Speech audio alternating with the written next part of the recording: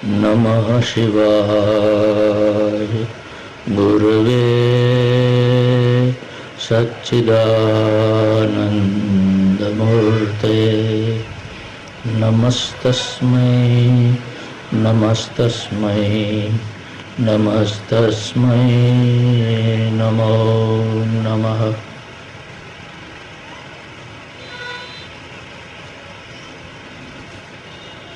सज्जनों, माताओं, बंधुओं, भगिनीओ, बाळको सर्वने सस्ने जय भगवान।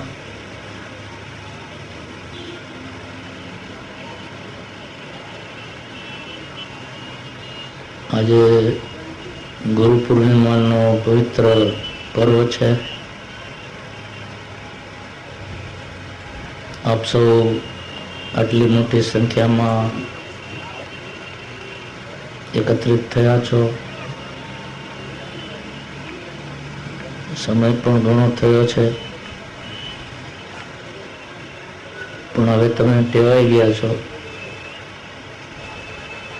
હું પણ ટેવાઈ ગયો છું। મને 12 વાગ્યા પહેલા બોલવાનું ફાવતું નથી, તમને 12 વાગ્યા પહેલા મને સાંભળવાનું ફાવતું નથી।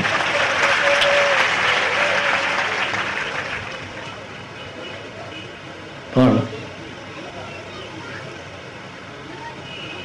થોડો સમય જાય છે એ પણ આપણા બધાનું કામ છે, દાદાજીનું કામ છે।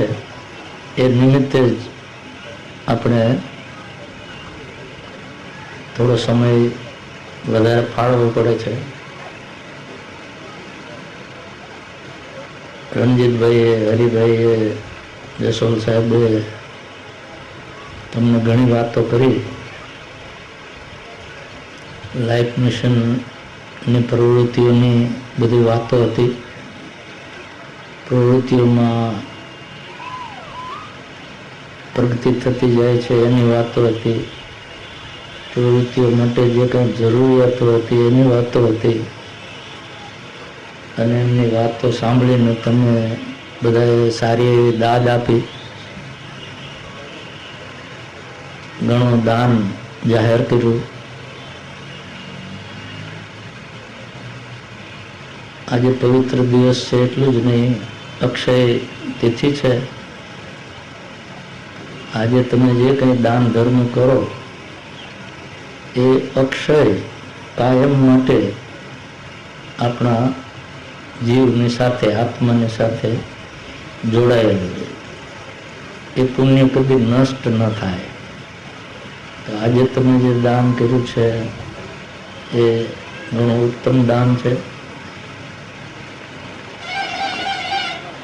ગુરુ પૂર્ણિમા નિમિત્તે તમે દાદાજીના કાર્યમાં આજે દાન કર્યું છે એ વિશેષ મહત્વનું છે। રણજીતભાઈએ તમને ખ્યાલ આપ્યો જ છે કે આપણે ઝાખણમાં હવે દિવ્યાયતન મંદિરમાં ત્રિદેવોની પ્રાણ પ્રતિષ્ઠા કરવાની તૈયારીમાં છીએ। એની તૈયારીઓને માટે પણ પૂરજોશથી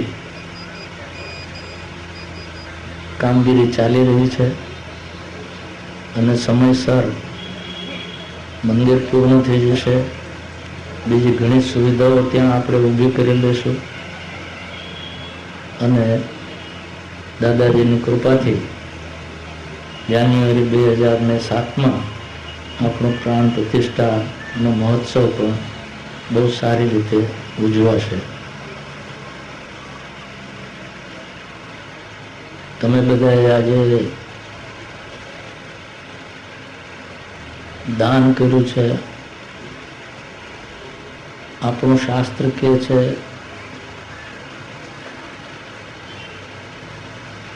કે આપણે જે કંઈ કમાઈએ છીએ એમાંથી ભગવાનનો ભાગ અવશ્ય કાઢવો જોઈએ। જો આપણે ભગવાનનો ભાગ ન કાઢીએ તો આપણી બધી કમાણી છે એ પાપ થઈ જાય છે। કમાવાની શાસ્ત્ર છૂટ આપી છે, અર્થ પુરુષાર્થ કરો। પણ જે કંઈ કમાવો એમાંથી ભગવાનનો ભાગ કાઢો અને પછી બાકી વધેલી કમાણી તમારા અને તમારા કુટુંબના જીવન નિર્વાહ માટે વાપરો. આમ શાસ્ત્ર કહે છે. આપણે જે કંઈ કમાઈએ છીએ એમાંથી ભગવાનનો ભાગ કાઢીએ જ નહીં, એ બધી જો આપણા માટે અને આપણા કુટુંબ માટે જ વાપરીએ તો ગીતાના શબ્દોમાં ભગવાન કૃષ્ણ ગીતામાં કહે છે કે તો તમે પાપ ખાઓ છો. આપણે કોઈને પાપ ખાવું નથી. તો આજે તમે જે દાન કર્યું છે એ ઉત્તમ વાત છે. રાજરાજેશ્વર ધામમાં આપણે પ્રવૃત્તિ શરૂ કરી એનાથી 10 વર્ષ થયા. એ પૂર્વે પણ તમે દાન તો કરતા જ આવ્યા હશો. કોઈએ કાયાવરણમાં દાન કર્યું છે, કોઈએ મલાવમાં દાન કર્યું છે, કોઈએ બીજી જગ્યાએ પણ દાન કર્યું હશે. તો એ સારી વાત છે. એ દાન એ ધર્મ છે. પૈસા કમાવા તે અર્થ છે. અર્થ પુરુષાર્થ અને કામ પુરુષાર્થ બહુ સામાન્ય પુરુષાર્થ છે, જે પશુ પક્ષી દરેક જીવ કરે છે. પણ ધર્મ પુરુષાર્થ છે એ વિશેષ પુરુષાર્થ છે. એ મનુષ્ય જ આચરી શકે, પશુ પક્ષી ન કરી શકે.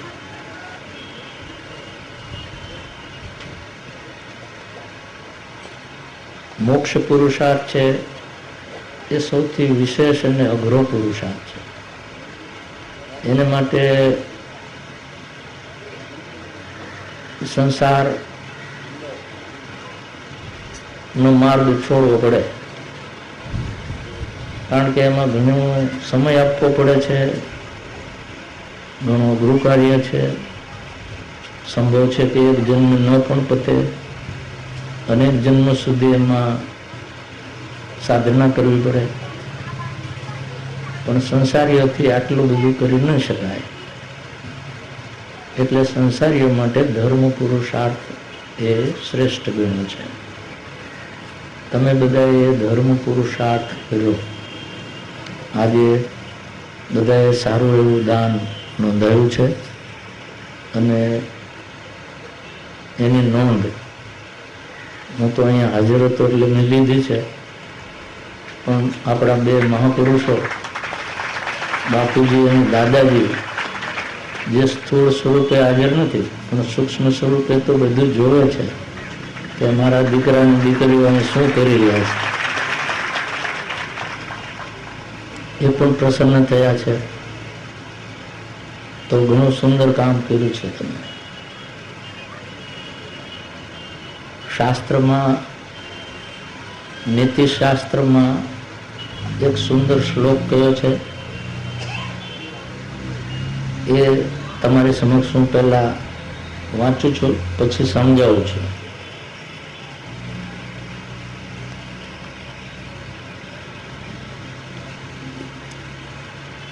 શ્લોકમાં કહ્યું છે કે ચલા લક્ષ્મી ચલા પ્રાણાસ ચલે જીવિત મંદિરે ચલા ચલે ચ સંસારે ધર્મ એકો હિ નિશ્ચલ. ચાલવાની વાત આવી છે એમાં. ચલા લક્ષ્મી, લક્ષ્મી ચલિત છે, ક્યાંય સ્થિર રહેતી નથી. જો આજે તમારા ગજવામાં સ્થિર રહી, કોઈ બી તમારા ગજવામાં સ્થિર રહી, સવારથી સાંજ સુધીમાં તમે હિસાબ રાખો છો તો સ્થિર રહે છે? કાં વધે છે ને કાં ઘટે છે, પણ સ્થિર રહેતી નથી. આપણે ઈચ્છીએ કે રોજ આપણા ગજવામાં વધે, પણ રોજ ઘટે છે ને. તો લક્ષ્મીનું તો એવું છે, એ સ્થિર નથી, એ ચલ છે. ચલા પ્રાણાસ, આપણો પ્રાણ છે એ પણ ચલિત છે. શ્વાસોશ્વાસ આપણે લઈએ છીએ, પ્રાણવાયુ લઈએ છીએ, સ્થિર થઈ જાય તો આપણને કોઈને ગમે? કોકનો થઈ જાય એનો વાંધો નહીં, પણ આપણો સ્થિર થઈ જાય કોઈને ગમે નહીં. તો કે છે પ્રાણ પણ ચલિત છે. હું તો પ્રાણ સ્થિર થઈ જાય ને એટલા માટે જ મહેનત કરું. તમને ગમતું નથી, તમારો પ્રાણ સ્થિર થઈ જાય તમને ગમતું નથી, પણ હું એ જ કોશિશ કરું છું મારો પ્રાણ જલ્દી સ્થિર થઈ જાય. તમે તાલીઓ એની પડી કે હા સર મુનિજીનું જ થશે, આપણો નહીં થાય.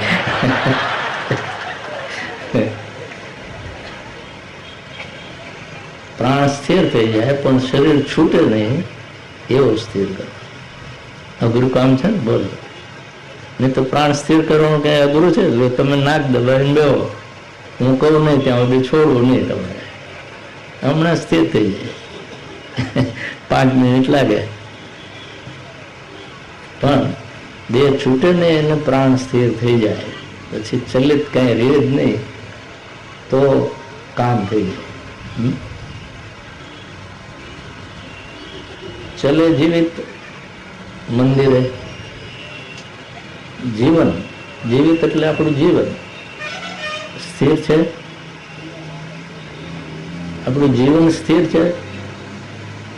આ ભગવાને આપણને પગ આપ્યા છે એટલે સ્થિર રહી શકીએ એમ છીએ. ભગવાને જેને પગ નથી આપ્યા એ સ્થિર છે? એને ફેરવા માટે આપણે સાયકલો બધું ઘણું રાખ્યું છે, એટલે આખું જીવન પણ અસ્થિર છે. આપણું જીવન છે પણ જીવન એક મિનિટ ચાલ્યું જાય છે ને. આજે ચાલ્યું ગયું ને, અહીંયા આપણે ભેગા થયા ત્યારથી કેટલું જીવન ચાલ્યું ગયું? 2-2.5 કલાક જીવન ચાલ્યું ગયું. હજી તમારે મને સાંભળવાનું છે એટલે કેટલા કલાક તમે ઈચ્છો છો તો એટલું ચાલ્યું જવાનું. તો જીવન પણ સ્થિર નથી. અને કદાચ આ શરીર પડી જાય તો એ કઈ જીવન આપણું બંધ થોડું થઈ જવાનું. ભગવાન પાછો આપણને ફરીથી પુનર્જન્મ આપશે. આપણો છુટકારો સહેલાઈથી થાય એવું નથી. પાછું એ ચલિત જ છે. આ બધું જ ચલિત છે. આ પૃથ્વીના ગોળા છે ને બધા, ચાંદો ને સૂરજ ને તારા ને નક્ષત્રો ને, કઈ સ્થિર છે? આખું બ્રહ્માંડ ફરે છે. બધાનું ફરી ગયું છે, આખું બ્રહ્માંડ નું ફરી ગયું છે, આપણે બધાનું ફરી ગયું છે.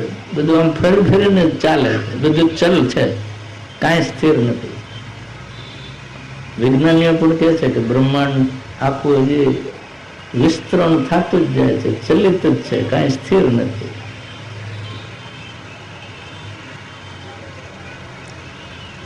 અને ચલે મંદિરે. મંદિર એટલે શું?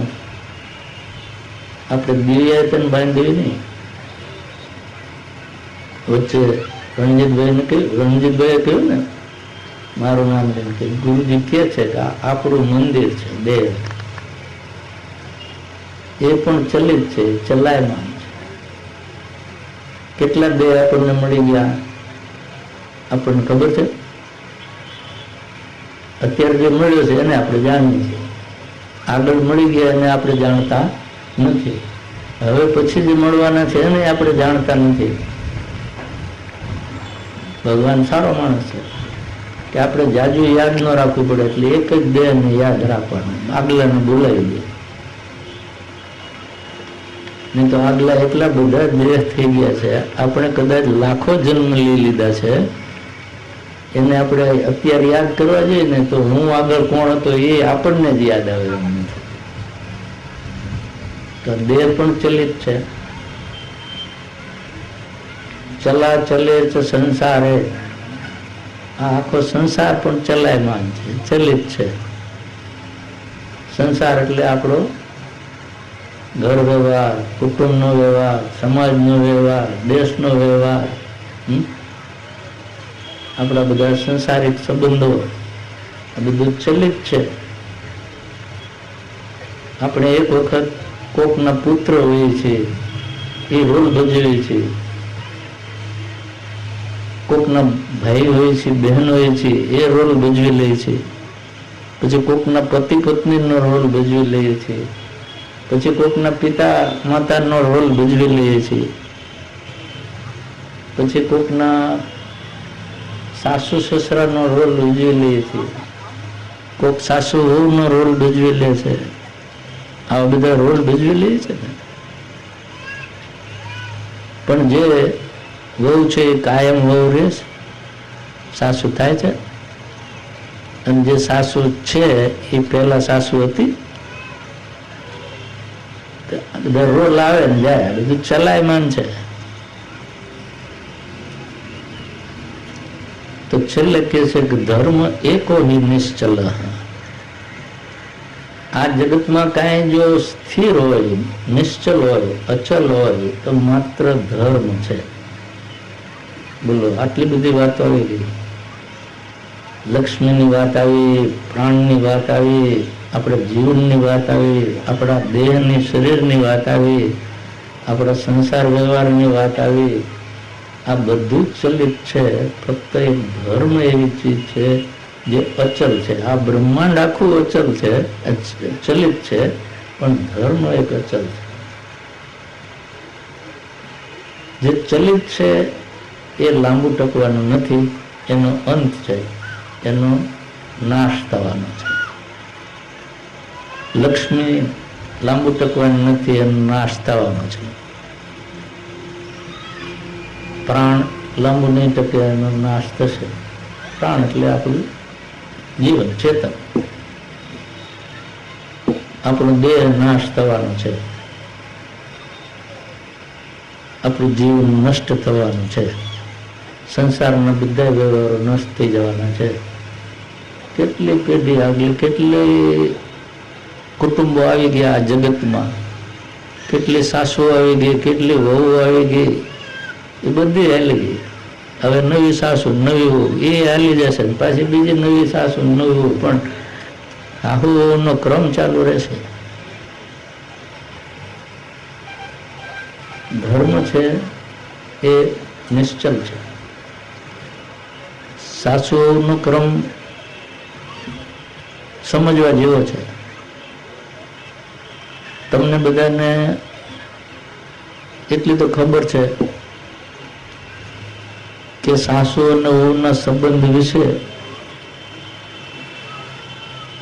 કમસે કમ ભારતમાં ઘણું કહેવાયું છે. કથાકારો એની વાત તો કરે જ, જેમ આજ મેં કરી તેમ. એનું મહત્વ ઘણું છે. આ જેમ વાંચ્યું ને કે પ્રાણ પ્રતિષ્ઠાની પૂજામાં બેસવાનું મહત્વ કેટલું, કે 770 પેઢી આપણી તળી જાય. એમ હાહુ થવામાં મહત્વ છે. એના ઝઘડાનું મહત્વ છે. 770 પેઢી સુધી ઝઘડે જો હામાં મળી જાય તો. એવું કેમ છે?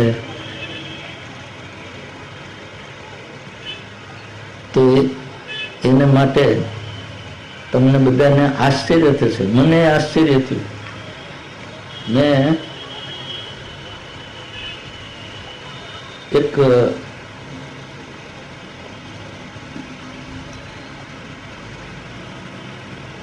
કથા જોઈ વરાહ પુરાણમાં.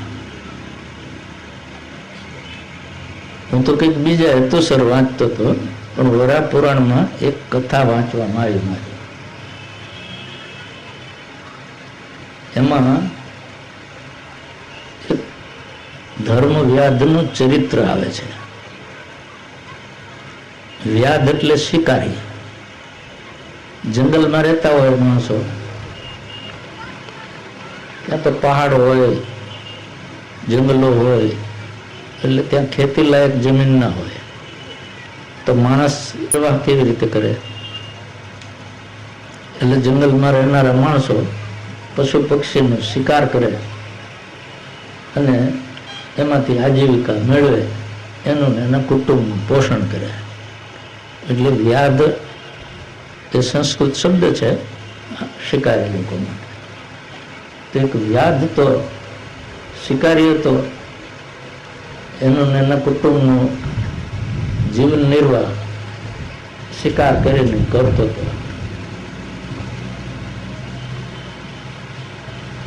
પણ જોજો,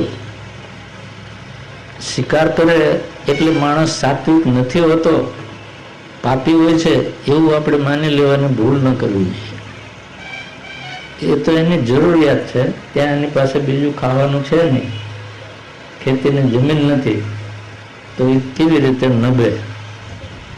એટલે આજીવિકા માટે વ્યાધ ને શિકાર કરવાની છૂટ એમ શાસ્ત્ર કહે છે. તમને ખબર છે, રાજાઓને મૃગયા કરવાની છૂટ હતી. રાજાઓ શિકારે જાય એમ છૂટ, પણ સામાન્ય જન શિકાર કરવા જાય તો એ પાપ. એમાં વ્યાધને છૂટ હતી. પણ વ્યાધ સારો માણસ હતો, એણે એવું નક્કી કરેલું, એવું વ્રત લઈ લીધું કે મારે એક જ પ્રાણીને દરરોજ મારવું, એથી વધારે નહીં. દરરોજ એક પ્રાણીથી વધારે પ્રાણીને મારવું નહીં, અને એમાંથી મારા કુટુંબનું જીવન નિર્વાહ કરવું. એ રીતે એ વર્તતો હતો. અને આપણે જેમ પૂજા પાઠ પંચમહાયજ્ઞનો કરીએ ને, એમ એ આ વ્યાધ પણ પંચમહાયજ્ઞ કરતો હતો. એટલે ધાર્મિક હતો. એને એક દીકરો ને એક દીકરી. દીકરાનું નામ એને પાડેલું અર્જુનક અને દીકરીનું નામ પાડેલું અર્જુનકા. બાળકો મોટા થયા, દીકરીનું લગ્ન કરવાનું આવ્યું. તે જંગલમાં એક ઋષિ તપ કરતા હતા, પણ સંસારી હતા, એટલે સપત્નીક હતા. ઘણા ઋષિઓ પોતાની પત્ની સાથે જંગલમાં તપ કરતા. એનું નામ મતંગ ઋષિ. એને એક પુત્ર તો પ્રસન્ન કરીને. તો આ વ્યાધે ઋષિને કહ્યું કે આપનો પુત્ર મોટો થયો છે, મારી પુત્રી મોટી થઈ છે, તો આપણે એના બંનેના લગ્ન કરીએ, ગોઠવી દઈએ. વ્યાધ સાત્વિક હતો એ વાત સાચી, એટલે જ ઋષિએ કહ્યું કે ભલે, મને વાંધો નથી. એટલે બેના લગ્ન કરી આપ્યા. અર્જુન તો સાસરે ગઈ અને પતિની સાસુ સસરાની સેવા કરવા માંડી.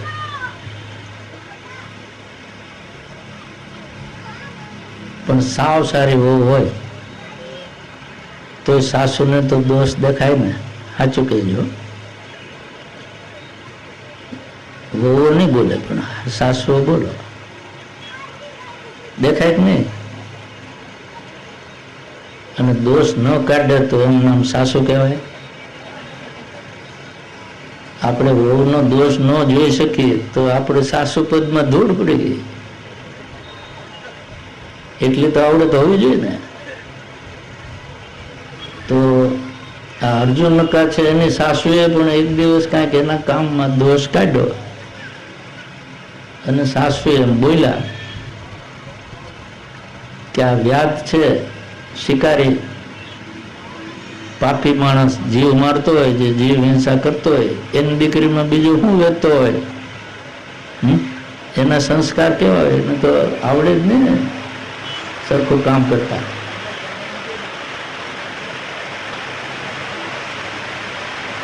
દાદાજી પ્રસન્ન કે એમ માનજો.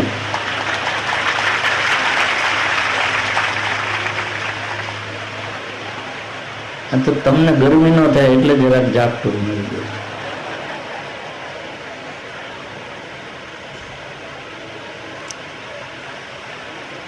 એની સાસુની આવી ટકોર સાંભળી એ બધી વહુને એમ જ થાય કે મને કેવું હોય કયો, પણ મારા મા બાપને કાંઈ ન કહો. બરાબર ને? જે વહુ રહી ચૂક્યા છે એને ખબર છે, નવીને તો હજી હવે અનુભવ થશે. એટલે અર્જુનને કારણે ખોટું લાગ્યું, એટલે એના પિતાના ઘરે ગઈ.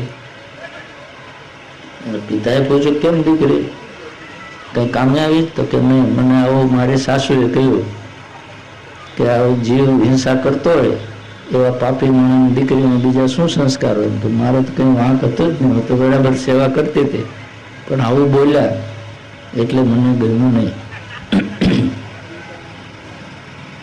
એટલે વ્યાદ કે સારું તું રે ઘરે. બીજે દિવસે વ્યાદ મતંગ ઋષિના આશ્રમમાં ગયો. વેવાય ખરા ને, એટલે વેવાય એટલે મતંગ ઋષિએ કહ્યું કે પધારો પધારો બિરાજો, કેમ આવવાનું થયું? તો કે આજે મેં વિચાર્યું કે ચાલો આજે વેવાઈને ત્યાં જરા ભોજન કરી આવું. અરે કે બહુ આનંદની વાત છે, થોડી વાર પછી રસોઈ તૈયાર થઈ જશે, આપણે બે સાથે જમીશું. પણ વ્યાદ કે સાથે જમીશું, પણ મારી રસોઈમાં કોઈ જીવ ન હોવો જોઈએ, કોઈ જીવ ન હોવો જોઈએ. એટલે ઋષિને પહેલા આશ્ચર્ય હતું કે આ વ્યાદનું કુટુંબ તો રોજ જીવ હિંસા કરી અને એમાંથી એનો નિર્વાહ કરે ને એને જીવ ન જોઈએ. તો ના, હું જીવ વાળું ભોજન જમતો જ નથી, એ તો પાપ લાગે. મારે તો જીવ વિનાનું ભોજન હોય તો કે અમારે તો અહીંયા કાયમ ઘઉં, ચોખા, જવ, શાકભાજી, દાળ આ બધી ચીજોનું જ ભોજન થાય. અમે તો અહીં કોઈ દિવસ અમે જીવ હિંસા કરતા જ છીએ જ નહીં. તો કે મને તમે પેલું બતાવો, તમારું ઘઉં, ચોખા, દાળ બધું મને બતાવો, પછી હું જો મને ખાતરી થાય કે આમાં જીવ નથી તો હું જમું. એટલે ઋષિ એમના પત્નીને બોલાવ્યા કે આપણે વેવાય આવ્યા છે, એમને બતાવો તમારા ઘઉં, ચોખા, દાળ જે જેમાંથી તમે રસોઈ બનાવો તે. એટલે વ્યાદે જોયું તો ઘઉંમાં તો શું હોય, ચોખામાં શું હોય, તમે જે રોજ જોવો છો એ જ હોય ને. બહેનોને ખબર પડી ગઈ, ભાઈ એમ ન ખબર હોય, એ તો એમના આંખ નીચે ખાઈ જાય. પણ બહેનોને ખબર હોય કે એમાં શું હોય. એમાં તો ધનેરા હોય, ઈયળ હોય, ઝીણા જીવાત હોય, બધું ઘણું હોય. એટલે વ્યાધે તો આ બધા માંડ્યા બતાવવા, જો આ છે, આ જીવ છે, આમાં આટલા બધા હજારો, સેંકડો ને હજારો જીવો છે. મારે તો તમારા ઘરનું આવું ભોજન ખપે નહીં. તો કે ના ના, અમે તો બિલકુલ અનાજ સાફ કરીને બધું રાંધીએ છીએ બધે. તો કે ના, મારેથી આવું જમાય નહીં. એમ કરીને એ તો ચાલવા માંડ્યા. તો બહુ આગ્રહ કર્યો, અરે કે પણ તમે, અમે બિલકુલ બધું સાફ કરીને પછી તમને બતાવીને પછી રાંધીએ. તો કે નહીં, હું તો એમ કે રોજ સમજતો હતો કે એક જીવને મારું છું તોય મને પશ્ચાતાપ થતો હતો, અને તમે આ રોજ સેંકડો ને હજારો મારો તોય તમને પશ્ચાતાપ થતો નથી. અને મારી દીકરીને એમ કહો છો, વળી મારી દીકરીને એમ કહ્યું છે કે રોજ જીવ હિંસા કરે એની દીકરી તો આવી જોઈએ ને, પણ રોજ જે સેંકડો ની હિંસા કરતો હોય એનો દીકરો એની વહુ કેવી હોય.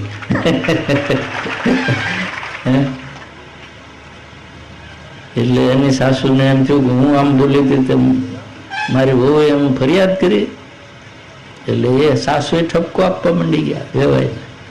એટલે વેવાય તો ભલે વ્યાધ હતો પણ સાત્વિક માણસ હતો, ભક્તિ કરતો હતો, ધર્મ આચરતો હતો, પંચ મહાયજ્ઞ કરતો હતો. એને શ્રાપ દઈ દીધો, એને શ્રાપ દઈ દીધો. કોને? આખા જગતને. ઋષિ પત્નીને જ નહીં ફક્ત, એ વ્યાધના મોંમાંથી જે વાત નીકળી તે વરા પુરાણમાં લખી છે. એ કહે છે કે આ જગતમાં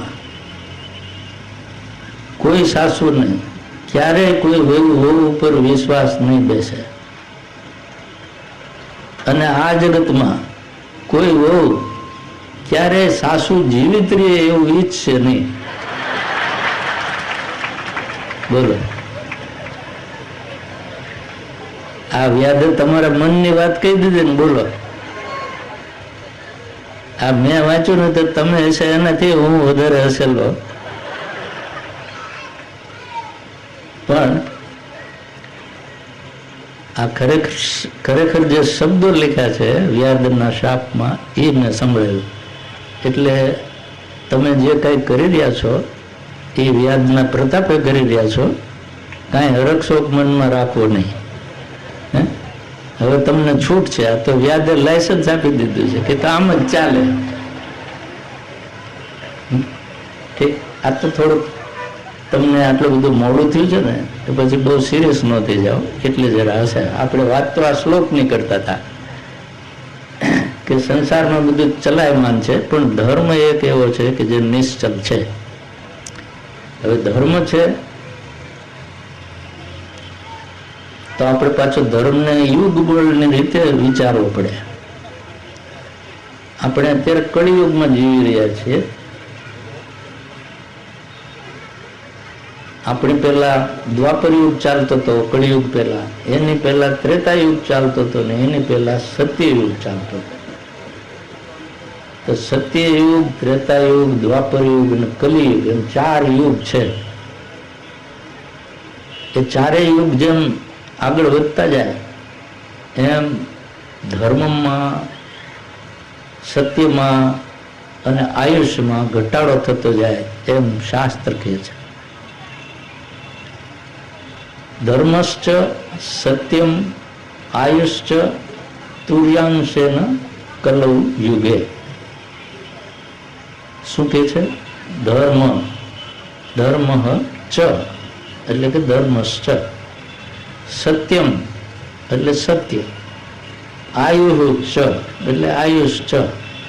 ધર્મ, સત્ય અને આયુષ આ 3 ચીજ તુર્યાંશેન. તુર્ય એટલે શું? તુર્યા અવસ્થા છે. આપણે કહીએ ને જાગ્રત, સ્વપ્ન અને તુર્યા. તુર્યાને ચતુર્થ અવસ્થા કહેવામાં આવે છે. એટલે તુર્યાનો એક અર્થ છે ચતુર્થ. હવે તુર્યા અંશે ન એટલે કે ચોથા અંશથી, ચોથા ભાગથી. કલૌ યુગે, કલિયુગમાં ધર્મ, સત્ય અને આયુષ ચોથા ભાગના છે શ્રેય. સત્યયુગમાં સંપૂર્ણ, એનાથી ચોથા ભાગના કળિયુગમાં ધર્મ, સત્ય અને આયુષ છે શ્રેય. આપણા શાસ્ત્ર કહે છે કે સત્યયુગમાં મનુષ્યને આયુષ્ય 400 વર્ષનું હોય છે. સત્યયુગમાં મનુષ્યનું આયુષ્ય 400 વર્ષનું. પછી ત્રેતાયુગ આવે ત્યારે મનુષ્યનું આયુષ્ય 300 વર્ષનું થઈ જાય. એટલે 100 વર્ષ ઘટી ગયા, એક ભાગ ઘટ્યો. પછી દ્વાપર યુગ આવે એટલે મનુષ્યનું આયુષ્ય 200 વર્ષનું થઈ જાય. એટલે અડધું થઈ ગયું, 2 ભાગ ઘટી ગયા. પછી કલિયુગ આવે એટલે મનુષ્યનું આયુષ્ય 100 વર્ષનું થઈ જાય. ચોથા ભાગનું થઈ ગયું, 400 માં થઈ ગયું. હવે 100 તે કોક નસીબદાર માણસ હોય તો ત્યાં પહોંચે, નહીં તો હવે તો મોટા ભાગના વિકેટ 100 પહેલા પડી જાય. સેન્ચુરી તો તેંડુલકર જ કરે. જે ડોસા સેન્ચુરી કરી ગયા એ બધા તેંડુલકર, અને આપણે બધા ગાંગુલી. ક્રિકેટની ભાષામાં બોલો, તમને એમ ખબર પડી જોઈએ ગુરુજી આ જાણે છે. એટલું શાસ્ત્રની વાત નથી કરતા, ક્રિકેટની પણ વાત કરી જાણે. તો આ બૃહદ પરાશર સ્મૃતિમાં એમ કહ્યું છે કે જેમ આયુષ્ય ચોથા ભાગનું થઈ જાય છે, એમ આપણું સાચું બોલવાનું પણ ચોથા ભાગનું થઈ જાય. તમને બધાને નિરાશ થઈ કે હાશ વાંધો નહીં, 3/4 તો બોલી હવાય. સમજ્યા નહીં? 3/4 તો એમ કે ખોટું બોલી હગાય, પા ભાગનું જ સારું બોલવાનું. સાચું લાયસન્સ મળી ગયું ને કે આ તો કળિયુગમાં છે ભાઈ. શાસ્ત્ર કે છે કે તમારે ચોથા ભાગનું સાચું બોલવું, 3/4 ખોટું બોલવું. એનો અર્થ એમ નથી, એમ કે છે કે માણસ એવો થઈ જશે કે એને જૂઠું બોલવાનું ફાવી ગયું છે, એટલે એનાથી ભૂલમાં જ 1/4 સાચું બોલી જવાય, બાકી તો લગભગ એ જૂઠું જ બોલે વિચાર કરીને. આ તો જેમ 100 વર્ષનું આયુષ્ય કહ્યું ને, પણ 100 બધા જીવતા નથી, એમ 1/4 સત્ય બોલવાનું કહ્યું, પણ 1/4 છે આપણે બધા બોલતા નથી. એમાં કન્સેશન લઈ લીધું છે આપણે. એવું ધર્મનું ધર્મ આપણે જેટલો કરવો જોઈએ એનાથી ચોથા ભાગનો અત્યારે કરી શકીએ છીએ, તે એમાં ઓછો કરીએ છીએ, પણ વધારે નહીં. તો આ ધર્મ છે અચલ છે, પણ કળિયુગમાં આપણી આ મુશ્કેલી છે. હવે આપણે છતાંય ધર્મ તો કરવો છે, ધર્મ કરવો છે તો શા માટે કરવો છે? એના માટે કહ્યું છે કે ધર્માદર્થમ ચ કામમ ચ મોક્ષમ ચૈવ ત્રયમ લભેત. આ પદ્મ પુરાણનું વાક્ય છે કે ધર્માદ અર્થમ પૈસો, ચ કામમ આપણી જે કામનાઓ છે, બંગલો જોઈએ છે, મોટર જોઈએ છે, બેંક બેલેન્સ જોઈએ છે, ઘરેણા ગાંઠા જોઈએ છે, જમીન જોઈએ છે, વાડી વજીફા જોઈએ છે, આ બધું જોઈએ છે ને, ફ્રીજ, એસી, ટીવી, એ બધું એ કામના છે, પણ એને માટે પાછો અર્થ પણ જોઈએ. ધર્માદ અર્થમ ચ કામમ ચ મોક્ષમ ચૈવ ત્રયમ લભેત. બોલો, ધર્મ જો કરો તો અર્થ, કામ અને મોક્ષ આ બધું પ્રાપ્ત થાય એવું છે. મોક્ષ પુરુષાર્થ કરો તો એકલો મોક્ષ પ્રાપ્ત થાય, અર્થ પ્રાપ્ત ન થાય, કામ પ્રાપ્ત ન થાય. કારણ કે મોક્ષ પુરુષાર્થમાં તમારે સંસાર છોડી દેવાનો, મારી જેમ આવું કરાવી લેવાનું, પછી હવે અર્થ ને કામ શું પ્રાપ્ત થાય? જેની પાસે હતા એને આપ્યા, જેને લેવાના હતા એને લઈ લીધા. આપણે તો જોયા જ કર્યું. અમારે દેવું અહીં પગે આવે ને બીજું લઈ લે, એક મૂકે ને બીજું લઈ લે, આમ નજર જ આમ કરવાની, બીજું કઈ કરવાનું નથી. બધા કે કેટલા આવ્યો, પણ જે લીધા એને ખબર, લીધા એને ખબર. હા, અમારે તો અમે તો એટલું જ જોયું કે લક્ષ્મી ચલિત છે, ચલા લક્ષ્મી, કે ઇધર છે ઇધર ચલા, ઇધર છે ઇધર ચલા. તો મોક્ષ જો પુરુષાર્થ તમારે આચરવો હોય અને મારી જેમ સંન્યાસ લઈને આશ્રમમાં બેન સાધના કરવી, તો અર્થ પુરુષાર્થ, કામ પુરુષાર્થ એ કઈ મળે નહીં.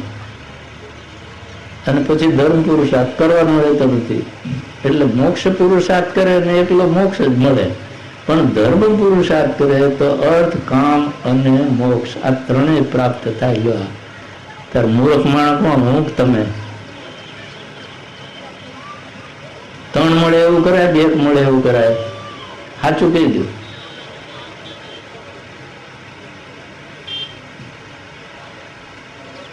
ત્રણ મળે એવું કરવું છે?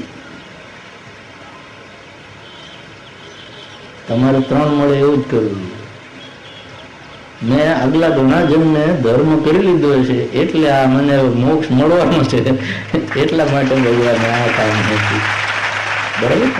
પણ તમારે એક દિવસ મુનિજીની જેમ આમ સ્ટેજ ઉપર ખુરશી ઉપર બેહીને સામે બેઠા હોય એની પાસે તાલીઓ પડાવવી હોય તો ધર્મ પુરુષાર્થ આચરી લો. ઘણા વર્ષો એ કરશો તો એક દી તમે આ ખુરશી ઉપર આવીને બેસી જશો અને મારી જેમ પ્રવચન કરતા હશો ને સામે વાળા તાલીઓ પાડતા છે, પણ તે દી તમારે બુસ્કોટ પાટલું નહીં હોય, મારા જેવું હોય છે. એટલે મોક્ષ પુરુષાર્થ પણ ધર્મ પુરુષાર્થથી જ સિદ્ધ થાય છે. કોઈનો મોક્ષ પુરુષાર્થમાં સીધો અધિકાર જામતો નથી.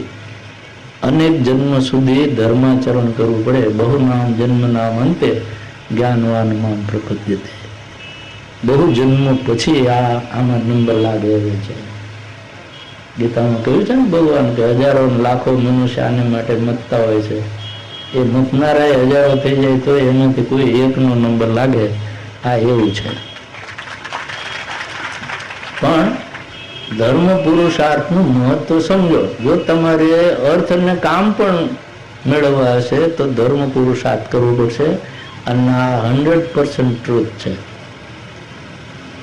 તમે બધા એમ માનો છો કે પૈસો પેલા કમાઈ લ્યો, અર્થ અને કામ પછી ધર્મ તો આપણને ટાઈમ મળશે ને કરવાનો જ છે. રિટાયર થઈ ત્યારે ધર્મ પુરુષાર્થ જ કરવો છે. પણ બેનો રિટાયર થાય ત્યાં ઘરમાં વહુ આવે પછી રિટાયર થવાય? બોલો. અને ભાઈઓ રિટાયર થાય ત્યાં પગ નો હાલતા હોય મારી જેમ. આ મારી જેમ પગ નો હાલતો એમ કઉ છું ને, એટલે મારે તમને એક વિનંતી કરી દેવાની. જો અત્યારે હું જયારે નીકળતો હોઉં છું ને ત્યારે તમે બે બાજુ લાઈનમાં ઉભા રહીને એટલા બધા ઉભા રહી ગયા ને તો હું ડરી જાઉં છું. તમને જોઈને બીક નથી લાગતી, પણ તમે ક્યારે જાવું નાખીને નીચે હાથ પગમાં નાખશો એનો મને બહુ ડર લાગે. મને એક તો ચાલવામાં હવે મને કહેવામાં કાંઈ વાંધો નથી, 75 વર્ષ તો થઈ ગયા છે, એટલે એમ કહું કે મારા ડગમગે છે પગ હાલવામાં તો કઈ વાંધો નથી. 75 વર્ષે કહેવાય. અહીંયા 75 વર્ષના બેઠા છે, બધાને ડગમગે છે તો મારા ડગમગે છે. અને પછી પાછું મારે અહીંયા તમારી જમીનમાં જે ચાલવાનું ને તો ખેતરવાળી ઊંચી નીચી, હું તો હાવ સપાટ જમીન પર હાલવાનું ટેવાઈ ગયો. વર્ષોથી મકાનમાં જરૂર એટલે લાદી છે, એમાં ઠેસ આવે જ નહીં. પરાણે ખાવી હોય તો ખવાય, બાકી આવે નહીં. એટલે એક તો મારે જમીન પર જોવું પડે કે અહીં ઊંચું છે નીચું છે, નહીં તો પાછું